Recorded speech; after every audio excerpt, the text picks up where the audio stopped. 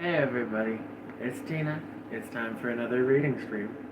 We're reading The Picture of Dorian Gray yet. We're up to chapter 8, and I am really happy to be here with you. If there's something I've learned over the last week of doing these reading streams, it's that they're a lot better for my focus and the work I'm doing on mental acuity than the gaming streams. They're also enough to end my day every day that I do them. Keeping things together, keeping an even tone of voice, remembering to talk at full volume. These are actually rehab tasks for me. So, whenever you see me, that's when I've decided that I'm ready to be done with my day and move into rest mode. Because whenever I read to you, it's going to be the last thing I do that day other than just lay in bed and listen to podcasts or watch other people's YouTube videos. So, that being said, I really like reading for you. I'm going to do more of it. And pretty soon here, you're going to start seeing me pop up in your shorts feed, because I have decided that when I do poems, anything under 60 seconds is getting uploaded as a one-off. I'm not going to sit here and read short poems to you live for an hour. But I am going to read some poems. I'm just going to pick a day, come in like an hour early before I read for you, and do a bunch of them, and upload the short ones, one at a time. Might do some that are over a minute in that format too. They just won't show up in your shorts feed. So, that's where we're at, and that's where we're headed. I would really like to make this a regular thing, and I'm still going to be gaming. But right now I'm doing a bunch of pre-records, so there's going to be less live streaming of games for a little bit, and then the pre-records will start rolling out every day. So if you're tuning into the reading stream, but you usually tune into my gaming streams, they're going to be a little slow for a month or so. But then a new wave of ESO pre-records is going to run every other day for several months. I'm just getting it all in the queue. On that note, let's get into the book for today. Now, I don't have any coffee left because it's so late in the day, so let's hope I don't dry out too much. We've got about 10 pages to go through. The Picture of Dorian Gray, Chapter 8. It was long past noon when he awoke. His valet had crept several times on tiptoe into the room to see if he was stirring, and had wondered what made his young master sleep so late. Finally, his bell sounded, and Victor came softly in with a cup of tea and a pile of letters on a small tray of old Sèvres china, and drew back the olive satin curtains, with their shimmering blue lining that hung in front of the 3 tall windows. "Monsieur has slept well this morning," he said, smiling. "What o'clock is it, Victor?" asked Dorian Gray drowsily. "1 hour and a quarter, monsieur." How late it was! He sat up, and having sipped some tea, turned over his letters. One of them was from Lord Henry, and had been brought by hand that morning. He hesitated for a moment, and then put it aside. The others he opened listlessly. They contained the usual collection of cards, invitations to dinner, tickets for private views, programs of charity concerts, and the like that are showered on fashionable young men every morning during the season. There was a rather heavy bill for a chased silver Louis XV toilet set that he had not yet had the courage to send on to his guardians, who were extremely old-fashioned people, and did not realize that we live in an age when unnecessary things are our only necessities. And there were several very courteously worded communications from German Street moneylenders offering to advance any sum of money at a moment's notice and at the most reasonable rates of interest. After about 10 minutes, he got up and, throwing on an elaborate dressing gown of silk-embroidered cashmere wool, passed into the onyx-paved bathroom. The cool water refreshed him after his long sleep. He seemed to have forgotten all that he had gone through. A dim sense of having taken part in some strange tragedy came to him once or twice, but there was the unreality of a dream about it. As soon as he was dressed, he went into the library and sat down to a light French breakfast that had been laid out for him on a small round table close to the open window. It was an exquisite day. The warm air seemed laden with spices. A bee flew in and buzzed round the blue dragon bowl that, filled with sulphur-yellow roses, stood before him. He felt perfectly happy. Suddenly, his eye fell on the screen that he had placed in front of the portrait, and he started. "Too cold for monsieur?" asked his valet, putting an omelette on the table. "I shut the window." Dorian shook his head. "I am not cold," he murmured. Was it all true? Had the portrait really changed? Or had it been simply his own imagination that made him see a look of evil where there had been a look of joy? Surely a painted canvas could not alter. The thing was absurd. It would serve as a tale to tell Basil someday. It would make him smile. And yet, how vivid was his recollection of the whole thing. First in the dim twilight, and then in the bright dawn, he had seen the touch of cruelty around the warped lips. He almost dreaded his valet leaving the room. He knew that when he was alone, he would have to examine the portrait. He was afraid of certainty.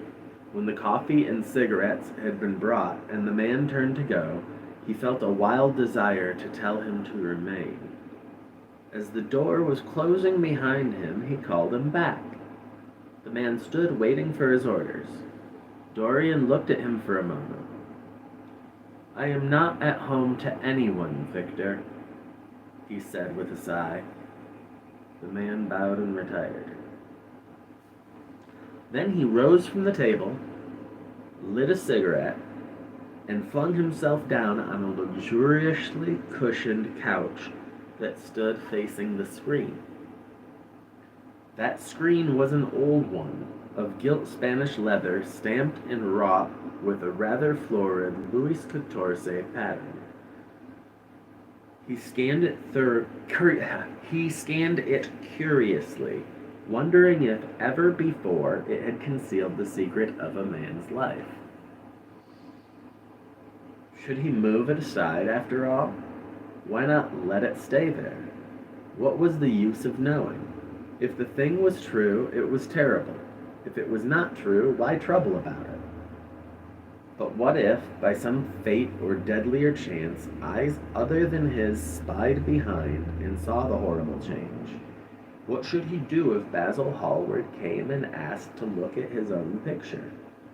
Basil would be sure to do that. No, the thing had to be examined, and at once. Anything could be better than this dreadful state of doubt. He got up and locked both doors.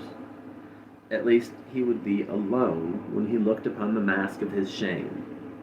Then he drew the screen aside and saw himself face to face. It was perfectly true. The portrait had altered. As he often remembered afterwards, and always with no small wonder, he found himself at first gazing at the portrait with a feeling of almost scientific interest. That such a change could have taken place was incredible to him, and yet it was a fact.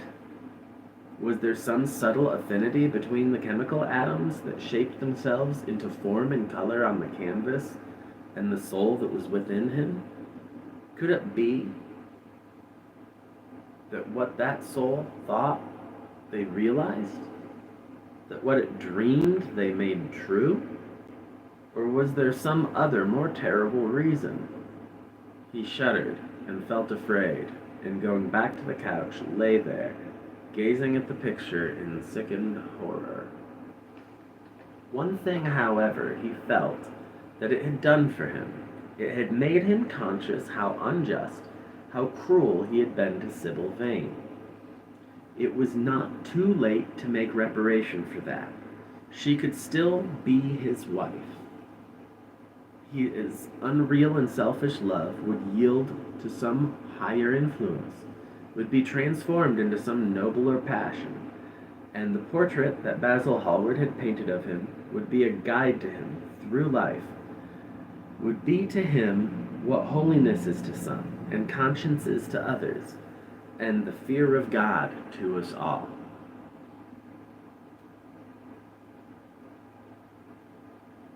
There were opiates for remorse, drugs that could lull the moral sense to sleep. But here was a viable symbol of the degradation of sin. Here was an ever-present sign of the ruin men brought upon their souls. 3 o'clock struck, and 4, and the half-hour rang its double chime, but Dorian Gray did not stir. He was trying to gather up the scarlet threads of life and to weave them into a pattern, to find his way through the sanguine labyrinth of passion through which he was wandering. He did not know what to do or what to think. Finally, he went over to the table and wrote a passionate letter to the girl he had loved, imploring her forgiveness and accusing himself of madness. He covered page after page with wild words of sorrow and wilder words of pain. There is a luxury in self-reproach. When we blame ourselves, we feel that no one else has a right to blame us. It is the confession, not the priest, that gives us absolution. When Dorian had finished the letter, he felt that he had been forgiven. Suddenly there came a knock to the door, and he heard Lord Henry's voice outside. "My dear boy, I must see you." "Let me in at once. I can't bear your shutting yourself up like this." He made no answer at first, but remained quite still. The knocking still continued and grew louder. Yes, it was better to let Lord Henry in, and to explain to him the new life he was going to lead, to quarrel with him if it became necessary to quarrel, to part if parting was inevitable. He jumped up, drew the screen hastily across the picture, and unlocked the door. "I am so sorry for it all, Dorian," said Lord Henry as he entered, "but you must not think too much about it." "Do you mean about Sybil Vane?" asked the lad. "Yes, of course," answered Lord Henry, sinking into a chair and slowly pulling off his yellow gloves. "It is dreadful. From one point of view, it was not your fault. Tell me, did you go behind and see her after the play was over?" "Yes, I felt sure you had. Did you make a scene with her?" "I was brutal, Harry, perfectly brutal, but it is all right now. I am not sorry for anything that has happened. It has taught me to know myself better." "Ah, Dorian, I'm glad, so glad you take it that way. I was afraid I would find you plunged in remorse and tearing that nice curly hair of yours." "I have got through all that," said Dorian, shaking his head and smiling. "I am perfectly happy now. I know what conscience is, to begin with. It is not what you told me it was. It is the divinest thing in us. Don't sneer at it, Harry, any more, at least not before me. I want to be good. I can't bear the idea of my soul being hideous. A very charming artistic basis for ethics, Dorian. I congratulate you on it. But how are you going to begin?" "By marrying Sybil Vane." "Marrying Sybil Vane!" cried Lord Henry, standing up and looking at him in perplexed amazement. "But my dear Dorian—" "Yes, Harry, I know what you're going to say. Something dreadful about marriage. Don't say it. Don't ever say things of that kind to me again. 2 days ago, I asked Sybil to marry me. I am not going to break my word to her. She is to be my wife." "Your wife? Dorian, didn't you get my letter? I wrote to you this morning and sent the note down by my own man." "Your letter? Oh yes, I remember. I've not read it yet, Harry. I was afraid there might be something in it that I wouldn't like. You cut life to pieces with your epigrams." "You know nothing, then? What do you mean?" Lord Henry walked across the room and, sitting down by Dorian Gray, took both his hands in his own and held them tightly. "Dorian," he said, "my letter. Don't be frightened. It was to tell you that Sybil Vane is dead." A cry of pain broke from the lad's lips, and he leapt to his feet, tearing his hands away from Lord Henry's grasp. Dead? Sybil dead? It's not true. It's a horrible lie. How dare you say it? It is quite true, Dorian, said Lord Henry gravely. It is in all the morning papers. I wrote down to you to ask you not to see anyone till I came. There will have to be an inquest, of course, and you must not be mixed up in it. Things like that make a man fashionable in Paris, but in London people are so prejudiced. Here, one should never make one's debut with a scandal. One should reserve that to give an interest to one's old age. I suppose they don't know your name at the theater. If they don't, it's all right. Did anyone see you going round to her room? That is an important point. Dorian did not answer for a few moments.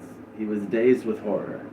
Finally, he stammered in a stifled voice, Harry, did you see an inquest? What did you mean by that? Did Sybil? Harry, I can't bear it. Be quick. Tell me everything at once. I have no doubt it was not an accident, Dorian. Though it must be put in that way to the public. It seems that as she was leaving the theater with her mother, about 12:30 or so, she said she had forgotten something upstairs. They waited some time for her, but she did not come down again. They ultimately found her lying dead on the floor of her dressing room. She had swallowed something by mistake, some dreadful thing they use at theaters. I don't know what it was, but it had either prussic acid or white lead in it. I should fancy it was prussic acid, as she seemed to have died instantaneously. Harry, it is terrible, cried the lad. Yes, it is very tragic, of course, but you must not get yourself mixed up in it. I see by the standard that she was 17. I should have thought she was almost younger than that. She looked such a child, and seemed to know so little about acting. Dorian, you mustn't let this thing get on your nerves. You must come and dine with me, and afterwards we will look in at the opera. It is a Patty night, and everybody will be there. You can come to my sister's box. She has got some smart women with her. So I have murdered Sybil Vane, said Dorian Gray, half to himself. Murdered her as surely as if I had cut her little throat with a knife. Yet the roses are not less lovely for all that. The birds sing just as happily in my garden. And tonight I am to dine with you, and then to go on to the opera and sup somewhere, I suppose, afterwards. How extraordinarily dramatic life is. If I had read all this in a book, Harry, I think I would have wept over it. Somehow, now that it has happened actually and to me, it seems far too wonderful for tears. Here is the first passionate love letter I have ever written in my life. Strange that my first passionate love letter should have been addressed to a dead girl. Can they feel, I wonder? Those white, silent people we call the dead? Sybil, can she feel or know or listen? Oh, Harry, how I loved her once. It seems years ago to me now. She was everything to me. Then came that dreadful night. Now it was really only last night, when she played so badly and my heart almost broke. She explained it all to me. It was terribly pathetic, but I was not moved a bit. I thought her shallow. Suddenly something happened that made me afraid. I can't tell you what it was, but it was terrible. I said I would go back to her. I felt I had done wrong, and now she is dead. My God. My God. Harry. What shall I do? You don't know the danger I am in, and there is nothing to keep me straight. She would have done that for me. She had no right to kill herself. It was selfish of her. My dear Dorian, answered Lord Henry, taking a cigarette from his case and producing a gold lantern matchbox. The only way a woman can ever reform a man is by boring him so completely that he loses all possible interest in life. If you had married this girl, you would have been wretched. Of course you would have treated her kindly. One can always be kind to people about whom one cares nothing, but she would have soon found out that you were absolutely indifferent to her. And when a woman finds that out about her husband, she either becomes dreadfully dowdy or wears very smart bonnets that some other woman's husband has to pay for. I say nothing about the social mistake, which would have been abject, which, of course, I would not have allowed, but I assure you that in any case the whole thing would have been an absolute failure. I suppose that it would, muttered the lad, walking up and down the room and looking horribly pale. But I thought that it was my duty. It is not my fault that this terrible tragedy has prevented my doing what was right. I remember your saying once that there is a fatality about good resolutions, that they are always made too late. Mine certainly were. Good resolutions are useless attempts to interfere with scientific laws. Their origin is pure vanity. Their result is absolutely nil. They give us, now and then, some of those luxurious, sterile emotions that have a certain charm for the weak. That is all that can be said for them. They are simply checks that men draw on a bank where they have no account. Harry, cried Dorian Gray, coming over and sitting down beside him, why is it that I cannot feel this tragedy as much as I want to? I don't think I'm heartless. Do you? You have done too many foolish things during the last fortnight to be entitled to give yourself that name, Dorian, answered Lord Henry with his sweet, melancholy smile. The lad frowned. I don't like that explanation, Harry, he rejoined, but I am glad that you don't think I am heartless. I'm nothing of the kind. I know I am not. And yet, I must admit that this thing that has happened does not affect me as it should. It seems to me to be simply like a wonderful ending to a wonderful play. It has all the terrible beauty of a Greek tragedy, a tragedy in which I took a great part, but by which I have not been wounded. It is an interesting question, said Lord Henry, who found an exquisite pleasure in playing on the lad's unconscious egotism. An extremely interesting question. I fancy that the true explanation is this. It often happens that the real tragedies of life occur in such an inartistic manner that they hurt us by their crude violence, their absolute incoherence, their absurd want of meaning, their entire lack of style. They affect us just as vulgarity affects us. They give us an impression of sheer brute force, and we revolt against that. Sometimes, however, a tragedy that possesses artistic elements of beauty crosses our lives. If these elements of beauty are real, the whole thing simply appeals to our sense of dramatic effect. Suddenly, we find that we are no longer the actors, but the spectators of the play. Or rather, we are both. We watch ourselves, and the mere wonder of the spectacle enthralls us. In the present case, what is it that has really happened? Someone has killed herself for love of you. I wish that I had ever had such an experience. It would have made me in love with love for the rest of my life. The people who have adored me, there have not been very many, but there have been some, have always insisted on living on long after I had ceased to care for them, or they to care for me. They have become stout and tedious, and when I meet them, they go in at once for reminiscences. That awful memory of woman, what a fearful thing it is, and what an utter intellectual stagnation it reveals. One should absorb the color of life, but one should never remember its details.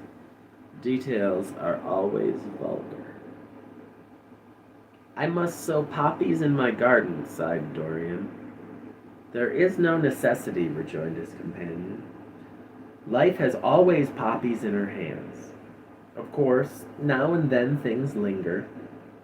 I once wore nothing but violets all through one season as a form of artistic mourning for a romance that would not die. Ultimately, however, it did die. I forget what killed it. I think it was her proposing to sacrifice the whole world for me. That is always a dreadful moment. It fills one with the terror of eternity.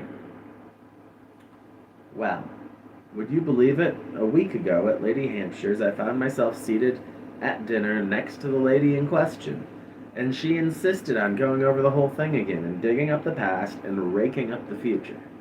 I had buried my romance in a bed of asphodel. She dragged it out again and assured me that I had spoiled her life. I am bound to state that she ate an enormous dinner, so I did not feel any anxiety. But what a lack of taste she showed! The one charm of the past is that it is the past. But women never know when the curtain is fallen. They always want a sixth act, and as soon as the interest of the play is entirely over, they propose to continue it.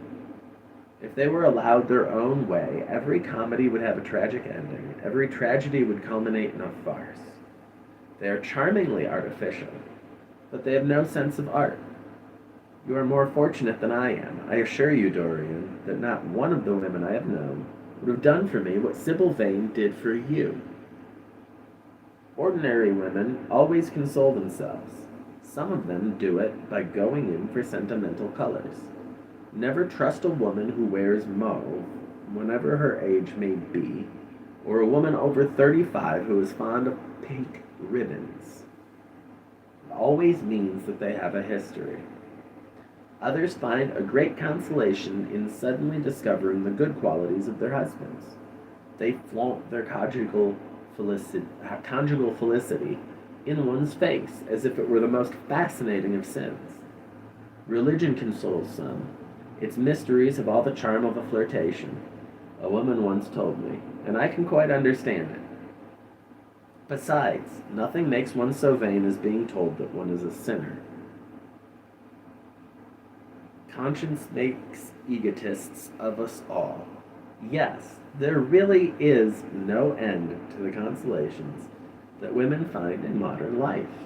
Indeed, I have not mentioned the most important one.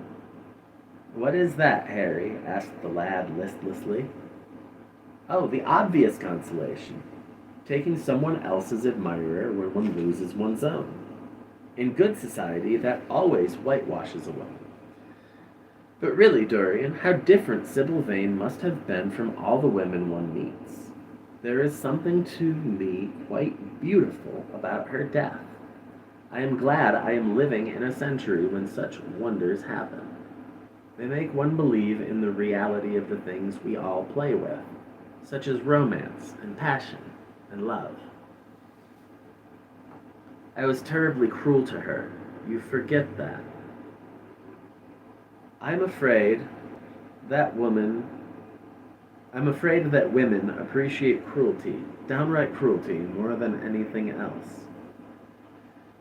They have wonderfully primitive instincts.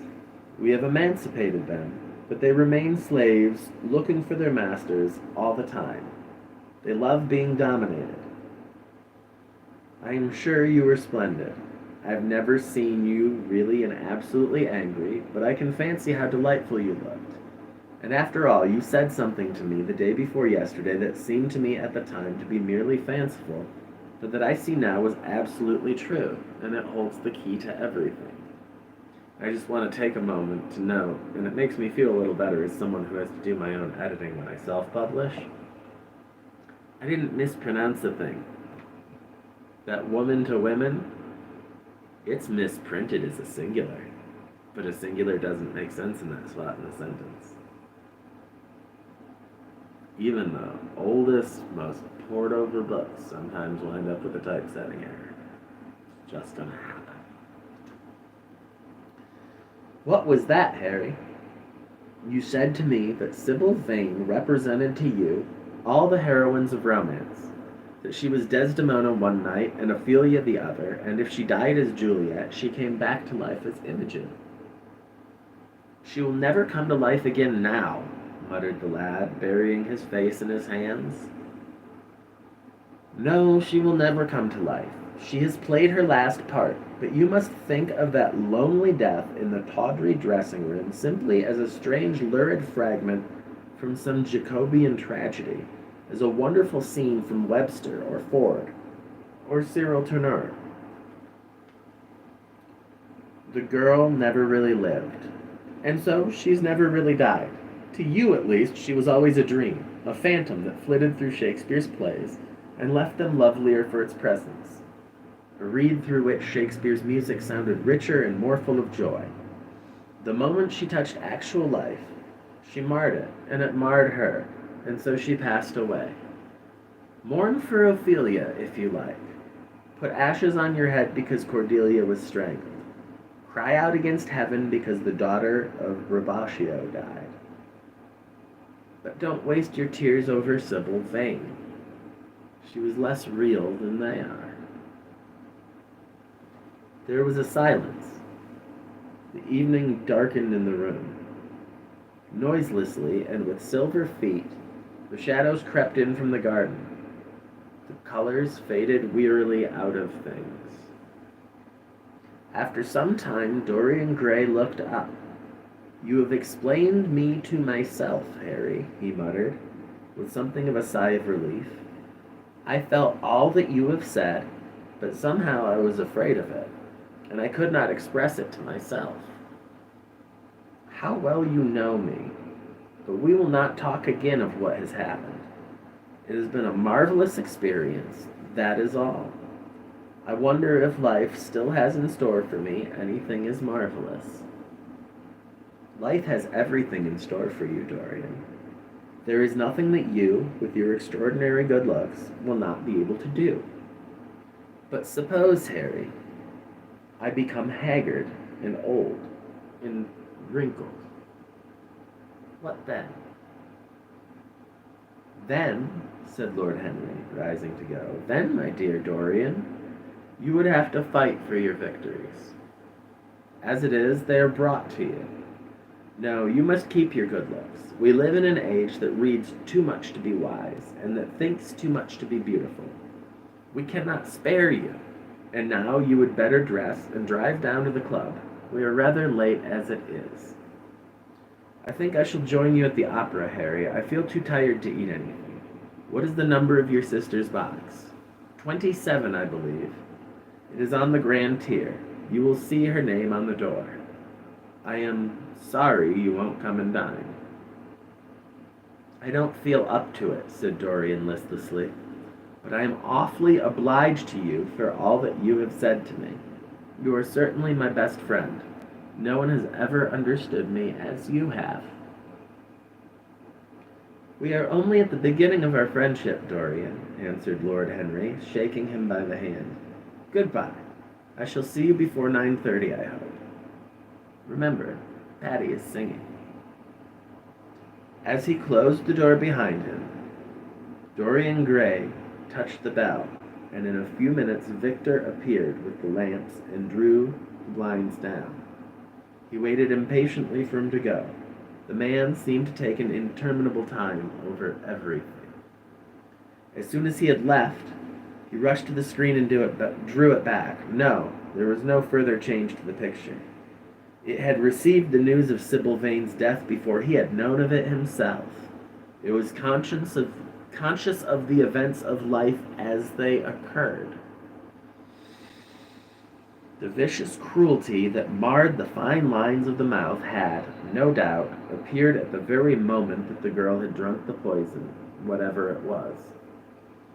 Or was it indifferent to results? Did it merely take cognizance of what passed within the soul?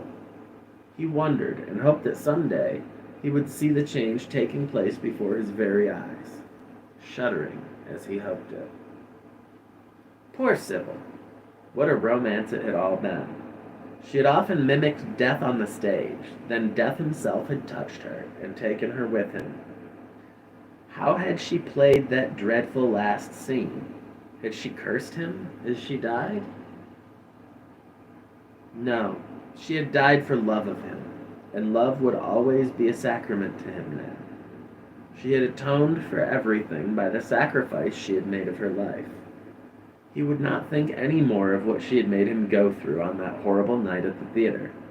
When he thought of her, it would be as a wonderful tragic figure sent on to the world stage to show the supreme reality of love. A wonderful tragic figure. Tears came to his eyes as he remembered her childlike look and winsome, fanciful ways and shy, tremulous grace. He brushed them away hastily and looked again at the picture. He felt that the time had really come for making his choice, or had his choice already been made? Yes, life had decided that for him, life and his own infinite curiosity about life, eternal youth, infinite passion, pleasures subtle and secret, wild joys and wilder sins, he was to have all these things. The portrait was to bear the burden of his shame. That was all.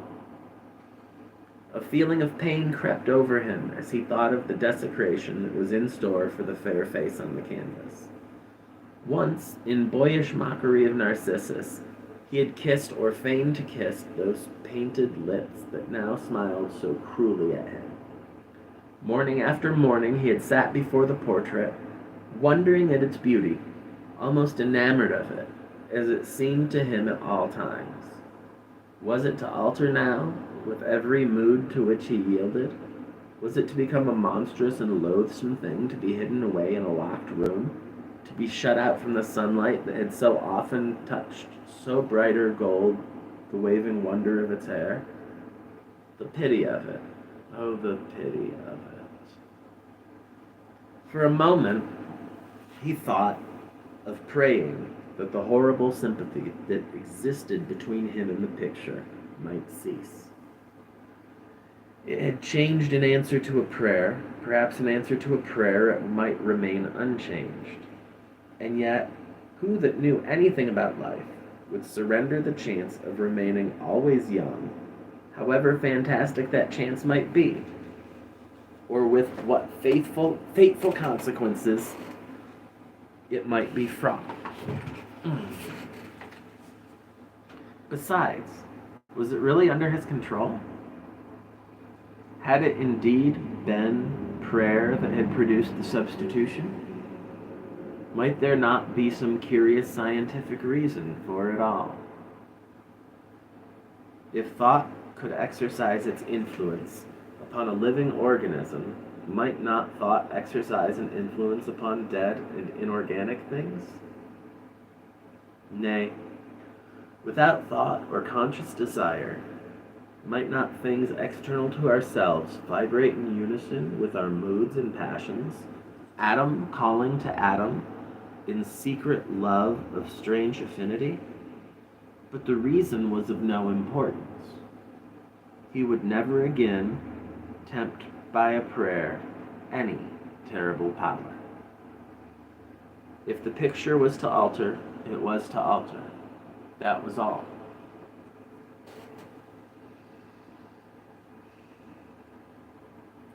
Why inquire too closely into it? For there would be a real pleasure in watching it. He would be able to follow his mind into its secret places. The portrait would be to him the most magical of mirrors. As it had revealed to him his own body, so it would reveal to him his own soul. And when winter came upon it, he would still be standing where the spring trembles on the verge of summer. When the blood crept from its face and left behind a pallid mask of chalk with leaden eyes, he would keep the glamour of boyhood. Not one blossom of his loveliness would ever fade. Not one pulse of his life would ever weaken. Like the gods of the Greeks, he would be strong and fleet and joyous. What did it matter what happened to the colored image on the canvas? He would be safe. That was everything. He drew the screen back into its former place in front of the picture, smiling as he did so, and passed into his bedroom, where his valet was already waiting for him. An hour later, he was at the opera, and Lord Henry was leaning over his chair. And that brings us to the end of chapter 8, which brings us to the end of this stream. I'm taking a look ahead. Chapter 9 looks fairly short. And then chapter 10 is another fairly short one. So we can plan on a 2-chapter read tomorrow. And who knows? Maybe one of these days I'll have the stamina to do more than one reading a day. I think if we get to that point, though, I'm probably going to record some poems with the extra time first, just to have something to feed out into the shorts feed. If you enjoy hearing me read to you, go ahead and like and subscribe. I come on once a day, every day, to do some reading. I also have some game streams and some other stuff, so if you leave notifications on, you'll see a lot of stuff come up other than reading. But I read every day. I make a playlist for every author. And if you want to support the project, there's a donation link in the description, as well as a link to the first novel I wrote back before I transitioned. It's about growing up autistic in the 1980s, and it was reviewed very well when it first came out 12 years ago. In 2015, it was even reviewed very positively by Jan Elder Robeson, the author of Look Me in the Eye. I'm glad that you spent some time with me. I hope that these streams are relaxing, and that hearing older English out loud makes it a little easier to understand and a little more enjoyable. I'll see you tomorrow, and until then, take care.